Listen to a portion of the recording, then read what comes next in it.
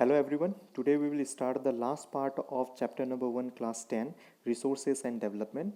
In this part we will cover two topics: soil as a resources, classification of soils and soil conservation. So what is soil resources? Soil resources is considered to be the most important renewable natural resources जो बहुत ही important है. जितना भी हमारा crops है, जितना भी खाना है, हम सॉइल में ही उगाते हैं, सॉइल में ही हम ग्रो करते हैं. साथ ही साथ ये सॉइल आपका different types of living organisms को सपोर्ट भी करते हैं. इस वजह से हम सॉइल को एक लिविंग सिस्टम के हिसाब से भी मान सकते हैं. फ्यू सेंटीमीटर ऑफ सॉइल को बनने में हमारा मिलियंस ऑफ ईयर लगता है. मतलब सॉइल फॉर्मेशन जो प्रोसेस है वो बहुत धीरे धीरे होता है. सॉइल फॉर्मेशन होने के लिए कुछ कुछ फैक्टर्स उनको इन्फ्लुएंस करते हैं, जैसे कि रिलीफ, वो माउंटेन या प्लेन एरिया, पेरेंट रॉक या आप कह सकते हैं bed rock, climate, natural vegetation and other forms of life. साथ में सबसे इम्पॉर्टेंट फैक्टर जिसको कहते हैं टाइम्स. सो ये टाइम जो है वो बहुत ज़्यादा ले लेता है छोटे से या 1 सेंटीमीटर सॉइल को फॉर्म करने में. इसके अलावा हमारा वेरियस नेचुरल फोर्सेस जैसे कि action of running water, wind, glacier, activities of decomposer भी इक्वली कंट्रीब्यूट करता है सॉइल फॉर्मेशन के लिए. अगर जहाँ पे रनिंग वाटर ज़्यादा है, सॉइल इरोशन अगर ज़्यादा हो रहा है, तो सॉइल फॉर्मेशन होने में थोड़ा टाइम लग सकता है. इसी तरह से हर जियोमॉर्फिक जो प्रोसेसेस हैं वो सॉइल फॉर्मेशन करने में कंट्रीब्यूट करते हैं. सॉइल का जो क्वालिटी होता है, चाहे वो फर्टिलिटी हो या किसी अलग तरह का क्वालिटी, उसका टेक्सचर्स वगैरह, वो भी मैटर करता है आपका केमिकल एंड ऑर्गेनिक चेंज के ऊपर. ठीक है.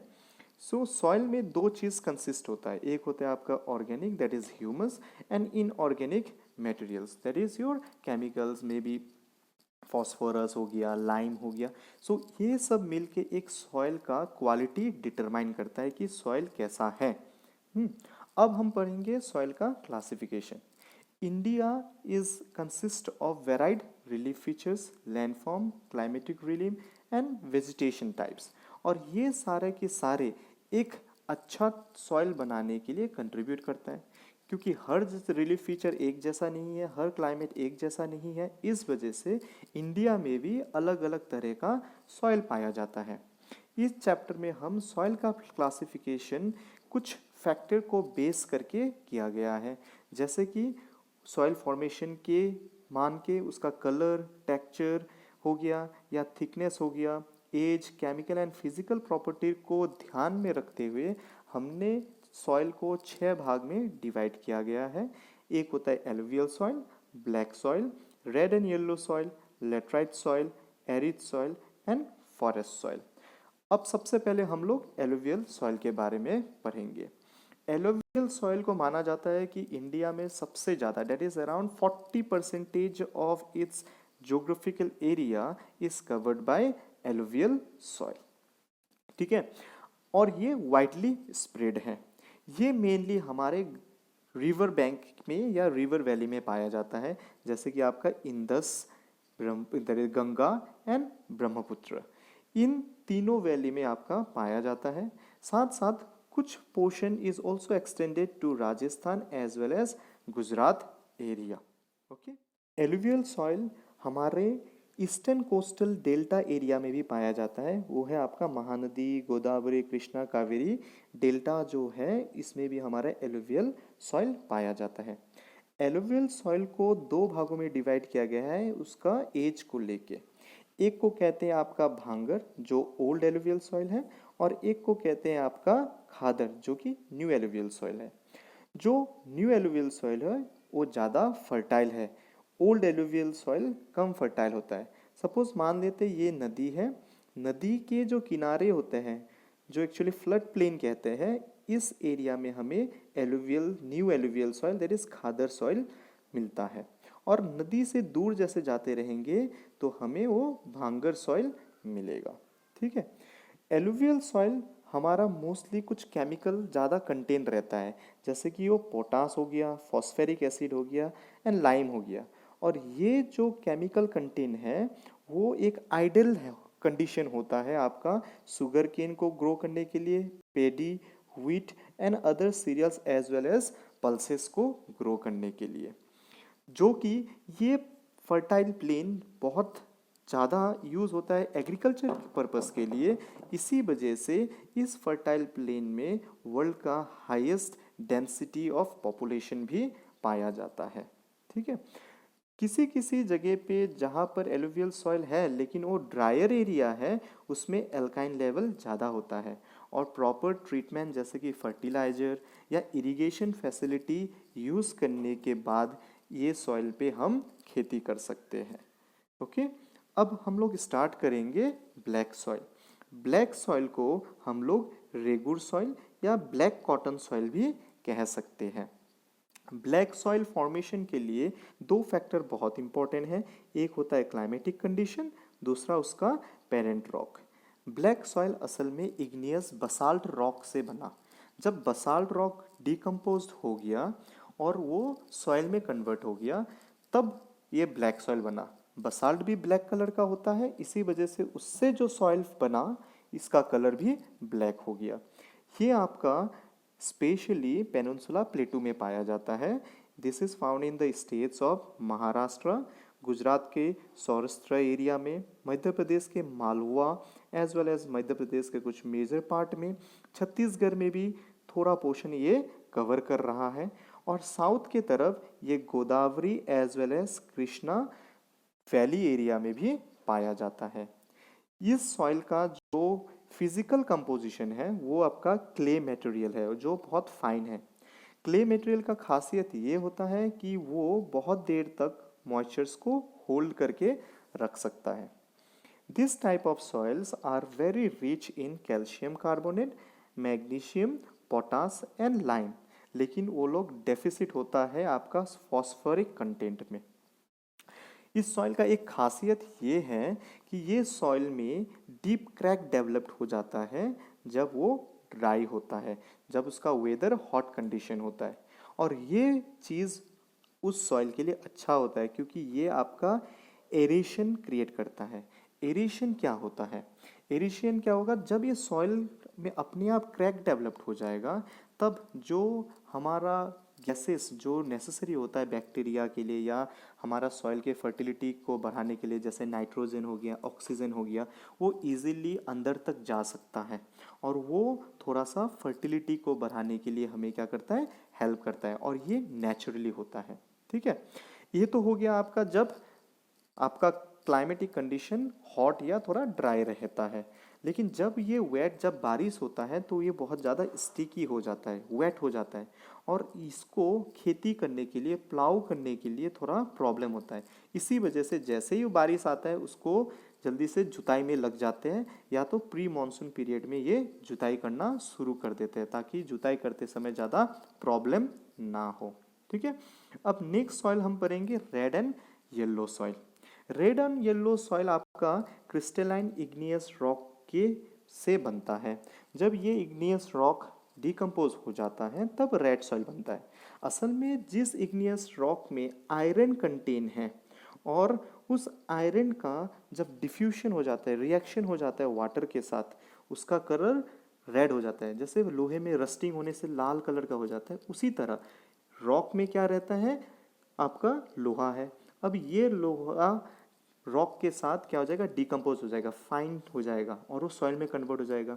मतलब सॉइल में भी लोहा है, जब ये ऑक्साइडेशन हो जाता है तो उसका कलर क्या बन जाएगा, रेडिश कलर बन जाएगा। ये मेनली लो रेनफॉल एरिया में पाए जाते हैं।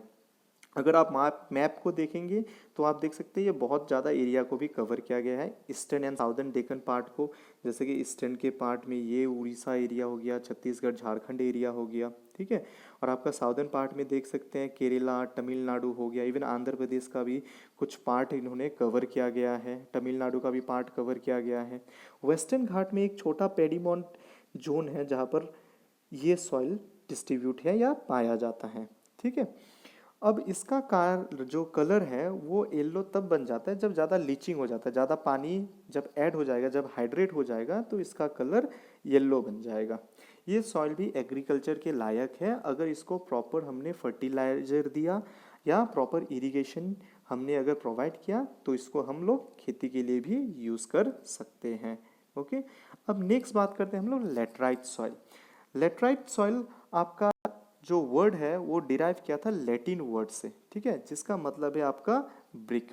बेसिकली आजकल या थोड़ा पहले से ही लेटराइट सॉइल को आपका ईंटा बनाने के लिए यूज़ करता है, क्योंकि ये सॉइल ज़्यादा फर्टाइल नहीं होता। ये सॉइल कहाँ पाया जाता है? जहाँ पर टेम्परेचर हाई होता है और हैवी रेनफॉल होता है। इसका क्लाइमेटिक फैक्टर बहुत इंपॉर्टेंट करता है इस सॉइल को फॉर्मेशन के लिए। कैसे? अब देखते हैं। जहाँ पर हैवी रेनफॉल होता है तो क्या होगा, जो सॉइल में मिनरल कंटेंट है, जो न्यूट्रिएंट्स हैं, वो सब लीच आउट हो जाता है। उसको क्या कर देते हैं, पानी निकाल के ले जाता है। तो सॉइल में तो न्यूट्रिएंट है नहीं, जो मिनरल्स होना चाहिए वो नहीं है, तो सॉइल का फर्टिलिटी क्या हो जाएगा, कम जाएगा। ठीक है। और दूसरा चीज़ ये है कि ज़्यादा हाई टेम्परेचर के वजह से वहाँ पे जो डीकम्पोजर होता है, माइक्रो ऑर्गेनिजम्स होता है या बैक्टीरिया होता है, वो मर जाते हैं। तो जिसके वजह से ह्यूमस कंटेंट भी क्या होता है, बहुत कम हो जाता है। ठीक है। ये दोनों क्लाइमेटिक कंडीशन इस सॉइल का जो कैरेक्टरिस्टिक्स है, जो फर्टिलिटी है, उसको ख़त्म कर देता है। इसीलिए इसमें फर्टिलिटी नहीं रहता। ये सॉइल तभी खेती के लायक बन सकता है जब हम इसको appropriate dose, appropriate amount of हम खाद प्रोवाइड करेंगे, फर्टिलाइजर प्रोवाइड करेंगे। ओके। ये सॉइल हमारे स्पेशली साउदर्न स्टेट में पाया जाता है। स्पेशली आपका देख सकते हैं ये कर्नाटका एरिया के कोस्टल एरियाज में पाया जाता है, केरला के कोस्टल एरिया में पाया जाता है। ठीक है। तमिलनाडु में भी पाया जाता है, इवन आसाम में भी ये पाया जाता है, उड़ीसा के किसी हिली माउंटेनियस एरिया में भी ये सॉइल पाया जाता है। ये सॉइल हमारा स्पेशली सुइटेबल करता है साउदर्न इंडिया में कैचवी नट को प्रोडक्शन करने के लिए, काजुओं को प्रोडक्शन करने के लिए। कर्नाटका, केरला और तमिलनाडु में इसको टी और कॉफ़ी को भी कल्टीवेट करने के लिए यूज़ करते हैं। वो लोग proper soil conservation methods, technique, irrigation, fertiliser use करने के बाद ही इस सॉइल को खेती के लायक बना सकते हैं। ओके। अब हम पढ़ेंगे एरिड सॉइल। ठीक है। एरिड सॉइल से हमें नाम से पता चल रहा है कैसे जगह पे पाया जाएगा, जिस जगह पे क्लाइमेट ड्राई होता है, टेम्परेचर हाई होता है, उसमें इवापोरेशन बहुत ज़्यादा होता है। ठीक है। और उसमें lack of humus and moistures. तो ये सब कैरेक्टरिस्टिक्स या ये सब कंडीशन एक एरिड सॉइल को डेवलप करते हैं, जो हमारे वेस्टर्न राजस्थान में पाया जाता है। इस सॉइल का जो कलर होता है वो वेराइज करता है फ्रॉम रेड टू ब्राउन। इसका फिजिकल कंपोजिशन जो होता है वो सैंडी होता है, जो कि मॉइस्चर को ज़्यादा देर तक होल्ड नहीं कर सकता, और साथ ही साथ सैलाइन भी होता है। दैट मीन्स सॉल्ट का अमाउंट ज़्यादा होता है। कहीं कहीं एरिया में या किसी किसी जगह पे सॉइल कंटेंट इतना ज़्यादा है कि उधर से कॉमन सॉल्ट निकालते हैं इवापोरेशन के थ्रू। ओके। इस सॉइल का और एक प्रॉब्लम ये है कि सॉइल का जो लोअर होराइजन होता है, जो नीचे का जो प्रोफाइल होता है, उसमें कंकर जमा हो जाता है, लेयर बन जाता है जब कैल्शियम नीचे चले जाता है। कंकर मतलब जब कैल्शियम कार्बोनेट का छोटा छोटा पार्टिकल्स एक जगह पे जमा होकर लेयर बन जाएगा, उसको हम लोग कंकर कहते हैं। ठीक है। कंकर एक बड़ा प्रॉब्लम क्रिएट करता है। वो क्या करता है, इनफिल्ट्रेशन, पानी को नीचे जाने की से रोक देता है, रेस्ट्रिक्ट करता है, और पानी ऊपर ही रह जाता है। इवापोरेशन हाई है तो इवापोरेशन से ज़्यादा पानी भी इवापोरेट हो गया, तो साल भर इस सॉइल में मॉइस्चर्स का कंटेंट लो रहता है। ठीक है। ये सॉइल आपका तभी यूज़ कर सकते हैं जब इसमें आप proper irrigation as well as proper fertiliser use करोगे। ये स्पेशली वेस्टर्न राजस्थान में है। एक एग्जांपल है इंदिरा गांधी कैनल, आपका भाखड़ा नंगल प्रोजेक्ट से निकल के आया है और इस जगह को इरिगेशन प्रोवाइड किया है, जिसके वजह से ये अभी एग्रीकल्चर के लिए बन गया है, लायक हो गया है। ठीक है। अब पढ़ते हैं हमारा लास्ट क्लासिफिकेशन, उसको कहते हैं फॉरेस्ट सॉइल। ठीक है। फॉरेस्ट सॉइल वैसे जगह पे पाया जाता है जहाँ पर एवरग्रीन फॉरेस्ट काफ़ी मात्रा में पाया जाता है। बेसिकली वो हिली एंड माउंटेनियस एरिया में पाया जाता है, जैसे कि हमारा Jammu and Kashmir Himalayan areas में, सिक्किम में, और छोटे से पार्ट का आपका अरुणाचल प्रदेश में। इसका जो टेक्सचर होता है वो लोमी से सिल्टी होता है, जो मॉइस्चर्स कंटेंट को रोक के रख सकता है। ऐसा टेक्सचर आपका वैली एरिया में पाया जाता है। ये चीज़ होता है वैली, ठीक है। वैली का जो साइड है, इस साइड में आपका इस तरह का सॉइल पाया जाता है, ठीक है। इधर से जैसे नदी गुजर रहा है तो इसके बगल पे इस तरह का टेक्सचर पाया जाता है। लेकिन अपर पार्ट ऑफ द जो स्लोप होता है, जैसे माउंटेन के अपर पार्ट ऑफ स्लोप में ये कोरस ग्रेन थोड़ा बड़े बड़े टुकड़े में पाया जाता है। इसका और एक जो कैरेक्टरिस्टिक्स वो है, जिस हिमालय एरिया में आपका स्नो कवर है उधर का सॉइल का क्वालिटी खराब होना शुरू हो जाता है, डेन्यूड होना शुरू हो जाता है और उसका एसिडिक बढ़ जाता है एंड ह्यूमस कम हो जाता है, ठीक है। और जो लोअर वैली है, जैसे कि हम माउंटेन से नीचे गुजर के आगे वैली एरिया में आगे जो रिवर प्लेन एरिया हो गया, ऐसे जब डिपोजिट हो जाता है सेडिमेंट्स, इसको कहते हैं एलुवियल फैन या एलुवियल कोन। ये सॉइल ज़्यादा फर्टाइल होता है और इस सॉइल को खेती के लिए भी यूज़ किया जाता है। जैसे भारत का जो टेराई रीजन है वो इसी जोन में आता है। Soil erosion and conservation. So what is soil erosion? जब सॉइल का टॉप पार्ट रिमूव हो जाता है किसी भी नेचुरल कॉज या आर्टिफिशियल कॉज, जैसे कि विंड के वजह से या रनिंग वाटर के वजह से या डिफॉरेस्टेशन के वजह से, तब उस प्रोसेस को हम लोग सॉइल इरोशन कहते हैं। या तो कह सकते हैं denudation of the soil cover and subsequent washing down is describe as soil erosion, ठीक है। अब जो सॉइल इरोशन है वो किसी के लिए नहीं रुकता। सॉइल का बनना और उसका इरोशन होना साथ ही साथ चलता है, दोनों एक साथ चलता है। दोनों जो प्रोसेस है वो एक ही साथ चलेगा। ऐसा नहीं है कि पहले सॉइल फॉर्मेशन होगा फिर सॉइल इरोशन होगा, नहीं। सॉइल फॉर्मेशन भी होते रहेगा और उसका इरोशन भी होते रहेगा। अगर सॉइल फॉर्मेशन और सॉइल इरोशन के बीच में बैलेंस हुआ तो हमें पता ही नहीं चल रहा कि सॉइल का डिग्रेडेशन हो रहा है कि बढ़ रहा है। लेकिन यही बैलेंस अगर डिस्टर्ब्ड हो गया तो इसमें प्रॉब्लम हो जाता है। इसका मतलब अगर सॉइल फॉर्मेशन का प्रोसेस, ठीक है, सॉइल इरोशन से कम होता है तो हम आराम से कह सकते हैं कि इस जगह का सॉइल इरोशन हुआ है। अब सॉइल इरोशन होता क्यों है? सॉइल इरोशन दो कारण से हो सकता है, एक ह्यूमन एक्टिविटीज़ के वजह से और एक नेचुरल फोर्स के वजह से। ह्यूमन एक्टिविटीज़ जैसे कि deforestation, overgrazing, construction and mining activities और बहुत सारे हैं। और नेचुरल फोर्स जो होता है वो होता है आपका विंड, ग्लेशियर एंड वाटर, इन सब के वजह से। ये आपका नेचुरल फोर्सेस है, नेचुरल फिनोमिना है। जब विंड ब्लो होता है तो वो इरोड करके ले जाते हैं। सबसे पहले हम लोग रनिंग वाटर के बारे में देखते हैं। जब पानी स्लोप से बहना शुरू होता है उसका वेलोसिटी हाई होता है। अब मिट्टी के ऊपर में अगर ग्रास नहीं होगा या पेड़ पौधा नहीं होगा तो वो उसका जो सॉइल के बीच में जो बॉन्डिंग है वो ढीला पड़ जाएगा और यही वाटर उसको आराम से इरोड करके लेके जाएगा, ठीक है। और वो गहरा चैनल बना के जाएगा। आप इस पिक्चर में देख सकते हैं कि इसके बीच में कैसा गहरा चैनल बना के जा रहा है। इस पिक्चर में भी देख सकते हैं कि किस तरह से आपका गहरा चैनल बना के जा रहा है। ऐसे चैनल को हम लोग गली कहते हैं। अब जब ये पूरा एरिया को इस तरह से गली बना के, चैनल बना के वो इरोड करके ले जाता है, इस होल एरिया या हम लैंडस्केप को बेडलैंड टोपोग्राफी भी कहते हैं, जो हमारे चंबल एरिया में पाया जाता है, ठीक है। अब दूसरा जो है हम लोग शीट इरोशन के बारे में पढ़ते हैं। शीट इरोशन क्या होता है? जब बारिश के वजह से एकदम सॉइल का टॉप वाला पार्ट इरोड होके जाता है। आप इस पिक्चर में देख सकते हैं कि ये पूरा एरिया सॉइल है लेकिन पानी सिर्फ इस जगह से बह रहा है। और इस एरिया को अगर देखेंगे तो पता चलेगा कि आपका इस जगह से सॉइल रिमूव हो गया है, ठीक है। जो ये ऊपर से एक हल्का हल्का शीट लेके जा रहा है, हल्का हल्का जमीन या सॉइल को इरोड करके लेके जा रहा है, इस प्रोसेस को कहते हैं sheet erosion, that is removal of top soil, ठीक है। किसके वजह से हो रहा है? ये रनिंग वाटर के वजह से हो रहा है, ओके। अब जो थर्ड आता है वो है आपका विंड इरोशन। अब इस पिक्चर को देखेंगे तो आपको विंड इरोशन के बारे में पता चलेगा and you may be experience in your life time. जब एक नॉर्मल एरिया को हम घास हटा दिया, पेड़ वेर हटा दिया, उसको जुताई करके रख दिया, लेकिन उसके ऊपर क्रॉप ग्रो नहीं हुआ, जब विंड ब्लो होगा तो उसका जो टॉप पार्ट है उसको उड़ा के ले जाएगा। इस प्रोसेस को हम लोग विंड इरोशन कहते हैं। कभी कभी सॉइल इरोशन आपका डिफेक्टिव मेथड्स ऑफ फार्मिंग से भी हो सकता है, जैसे कि इस पिक्चर में है।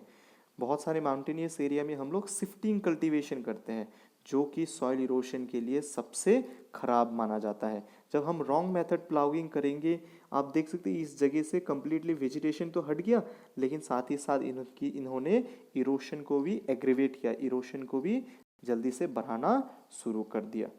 ओके, तो हमने सॉइल वाटर इरोशन के बारे में पढ़ा। अब पढ़ेंगे हम लोग मेथड्स ऑफ सॉइल कंजर्वेशन। सो हमारे पास काफ़ी मेथड है, लेकिन इधर पे सिर्फ कुछ ही मेथड के बारे में एक्सप्लेन किया गया है। सबसे पहले हमारा कंट्रोल प्लाउइंग। सो इस पिक्चर को देखने से आपको पता चलेगा this process is known as control ploughing.